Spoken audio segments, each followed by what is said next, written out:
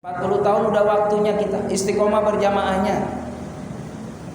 Kan kalau udah usia 40 tahun kan kita udah punya anak. Bahkan ada yang punya mantu, Pak. Kalau saya alhamdulillah masih 48 Ustaz. 48. Walaupun kata orang-orang kayak 30 kan. Kata orang-orang. Ya termasuk istri saya kan orang. Anak-anak saya. Kata orang-orang kayak 30. Iya, karena emang mohon maaf hadirin, ada juga orang masih muda tapi kelihatannya tua, ya. Karena ternyata yang membuat kita happy ini hadirin mohon maaf, tawakal Allah, berserah diri aja sama Allah. Hidup ini mohon maaf, bagi orang yang beriman kepada Allah, bagi orang yang berharap ridhonya Allah, tidak lepas diuji sama Allah. Ujian, Pak. Orang semakin giat nih dakwah nih, semakin pengen ini mensyiarkan agama Allah, siap ujian. Sunatullah itu, Pak. Siap harus ada, ya mesti pesaing yang tidak sehat. Ajak ngaji anak-anak, ada aja hambatannya.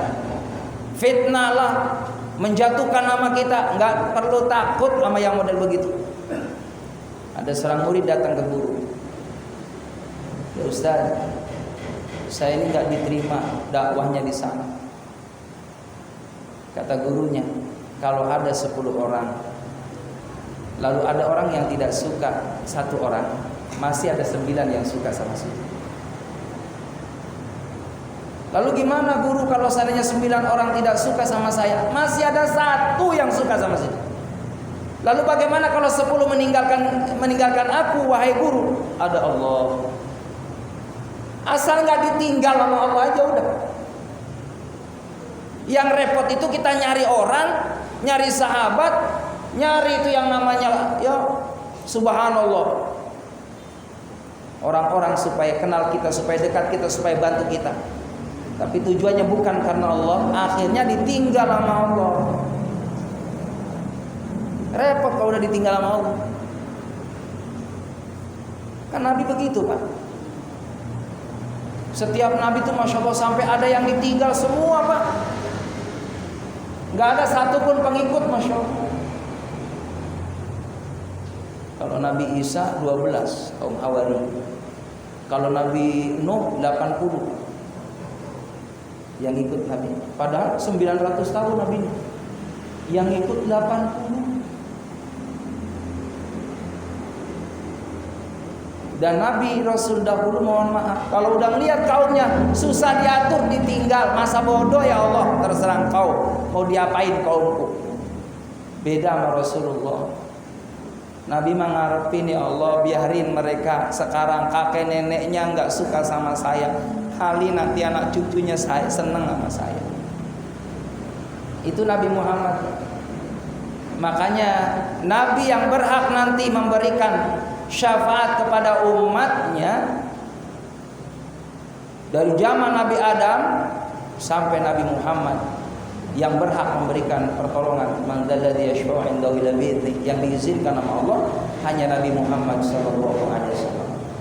Dan surga tidak akan dibuka kecuali nanti kalau Nabi Muhammad sudah membuka surga duluan, baru Nabi dan kaum berikutnya akan ngikut Nabi Muhammad sallallahu alaihi wasallam.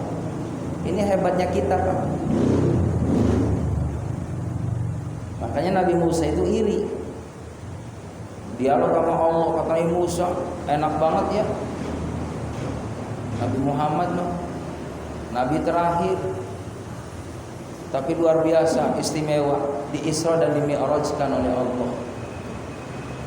Emang Nabi yang paling banyak memberikan masukan gitu. Di antaranya Nabi Musa. Kritik tapi membangun. Nabi Musa. Ada iri tapi maslahat iri. Kaumku dulu kuat-kuat, usianya panjang-panjang, tapi banyak yang ingkar kepadaku, sedikit yang mengikuti aku, kata Nabi Musa alaihissalam. Tapi umat Nabi Muhammad Masya Allah sampai akhir zaman, miliaran umat Nabi Muhammad sallallahu alaihi wasallam diberikan keistimewaan oleh Allah luar biasa. Ada Ramadan di sana, ada sholat Jumat di sana. Ada saum-saum sunnah di sana. Bisa bayangin Pak, dulu ada nabi namanya Sampul. Jadi nabi itu banyak Pak, 124.000 nabi, 113 rasul. Jadi 124.000 nabi itu Pak, banyak nabi itu. Termasuk Sampul ini nabi.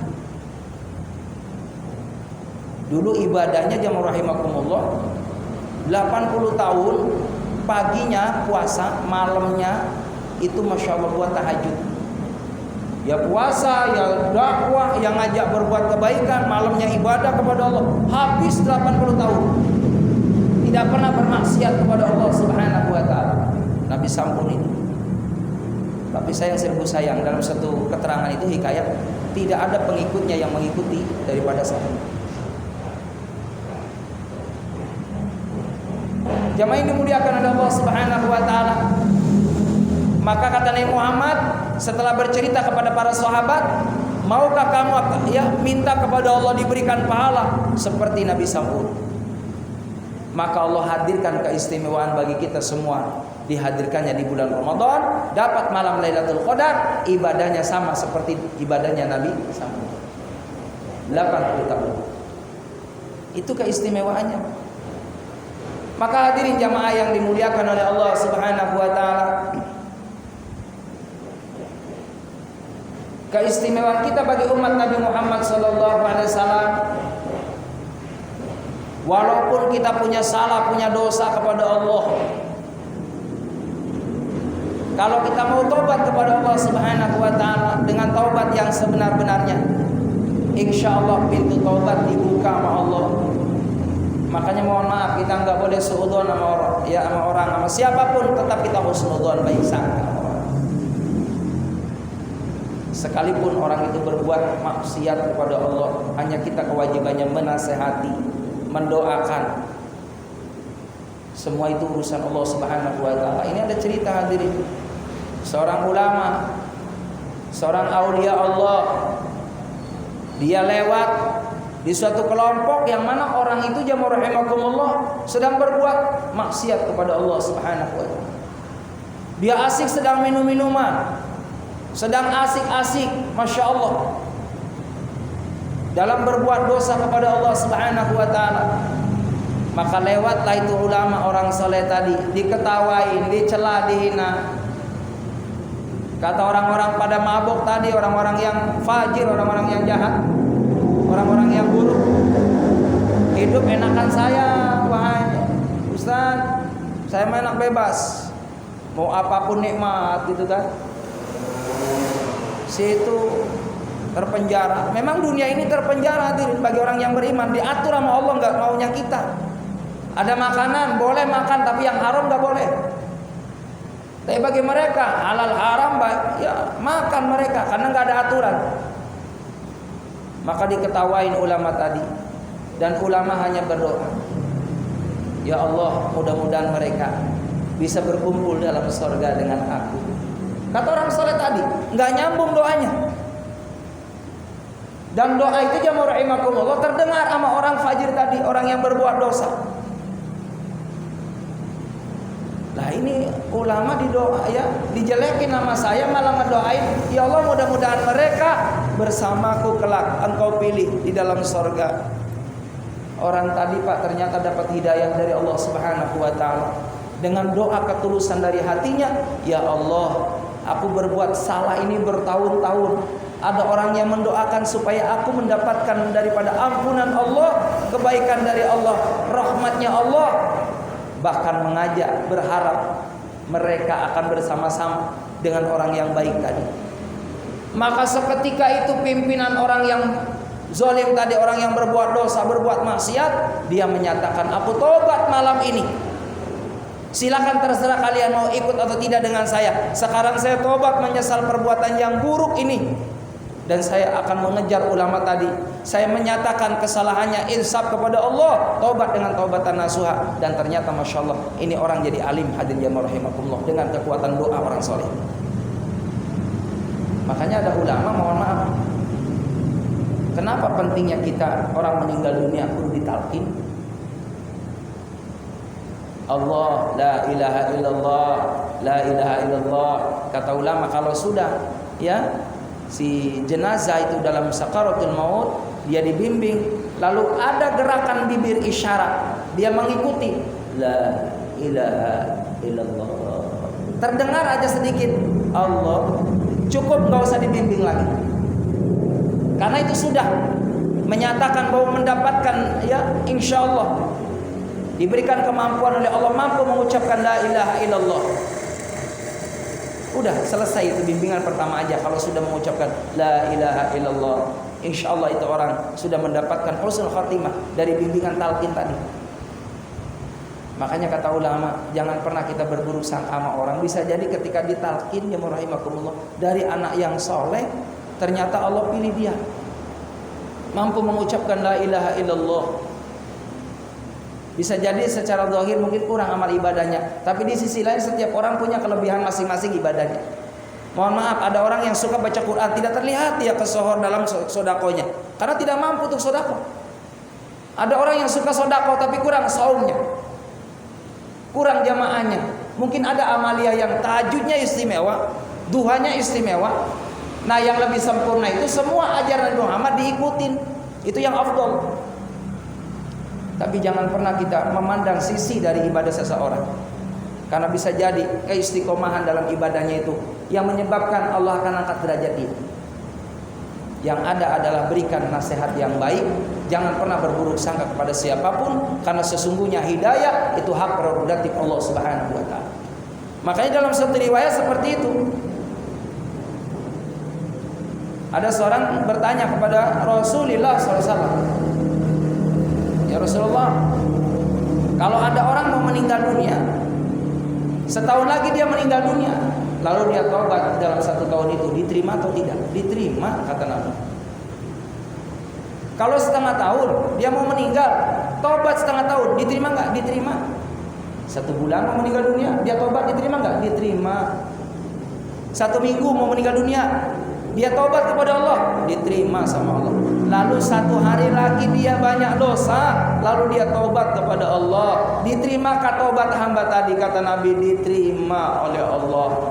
Kecuali kan di situ, innallaha la yaqbalu taubatal abdi ma lam yugharghir. Kecuali sudah dalam keadaan sakaratul maut, udah enggak sadar, ya, lalu enggak ada niat dia taubat kepada Allah, ya udah enggak dapat yang namanya husnul khatimah. Jadi ada peluang 24 jam.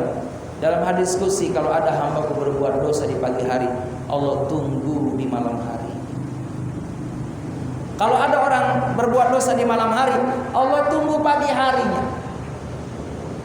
Bahkan ini istimewanya kita nih Pak.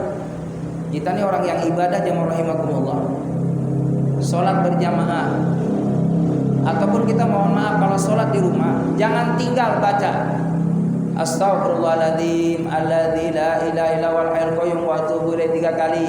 La ilaha illallah la syarikalah sampai selesai 3 kali. Allahumma ajirna minan nar, Allahumma antas salam. Baru subhanallah 33, alhamdulillah 33, Allahu akbar ya 33, ditutup ya.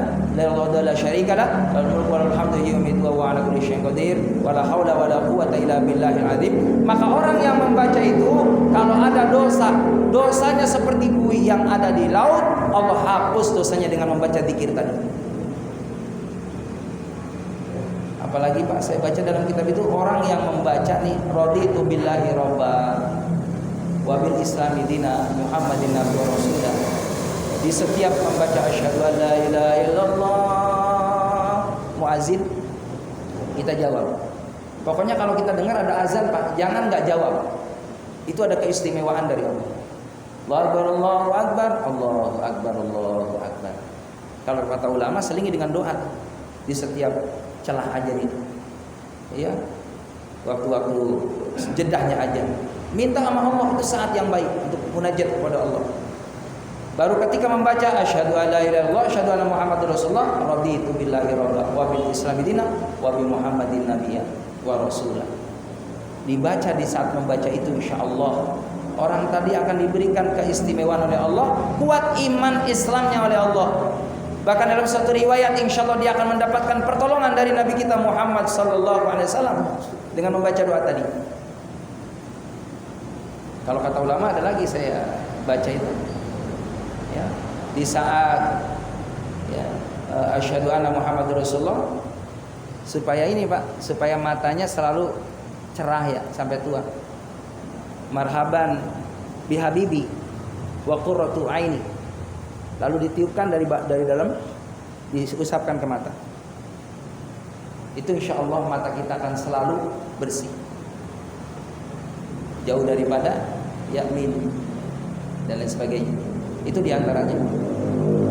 Dan ini ada ceritanya, ada hikayatnya Pak. Suatu ketika jamaah rahimakumullah, Nabi Adam alaihissalam ini, beliau setiap kemana-mana diikuti malaikat Pak, ratusan malaikat, ribuan malaikat di belakang Nabi Adam. Selalu diikuti oleh malaikat. Lalu Nabi Adam paham, ini malaikat bejubel gitu kan, ngikutin aku, ikutin Nabi Adam. Lalu nanya kepada malaikat Jibril salam, ini kenapa ya malaikat Jibril, malaikat ya yang di belakang selalu nimbrung sama saya? Karena dalam tubuhmu ada cahaya Nabi Muhammad sallallahu alaihi wasallam.